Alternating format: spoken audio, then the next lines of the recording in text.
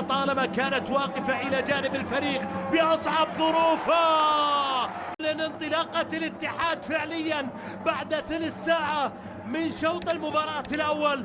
البطاقة الصفراء لكريم بنزيما، ثم عندنا هذه اللقطة التي وقع وسقط معها فرحة على أرضية الملعب، يعاني من إصابة. الحكم يوقف اللعب للإطمئنان. العرضية إلى داخل منطقة، حجازي في إبعاد، الله الله، الإبعاد الثاني من كثير من المغامرة الخطيرة على مرماه. عادت الكرة الحزم وعاد المعيوف إلى مرماه. ردة فعل رائعة في احتفالية صالح المحمدي عندما سجل الحزم.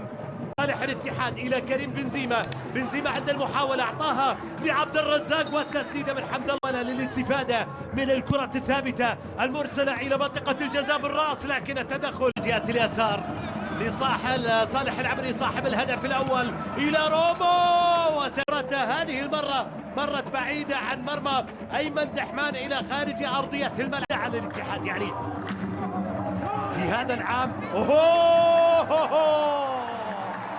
بثاني الأهداف، ولو أنه لم يأتي بواسطة العناصر. الاتحاد بصورة مختلفة وبشكل مغاير. الكرة اللعب بالراس هذه المرة تجي أول أهدافها في المباراة، يقلص النتيجة عبر محمد الثاني. قلت لك بأن الهدف للحزم إلى تمريرة واصلة في وسط الميدان، تمريرة طويلة على الجهة اليسار، يقترب الحزم، أوهو جديد، التمريرة في صالح الحزم إلى أنطونيو اللي سجل الهدف.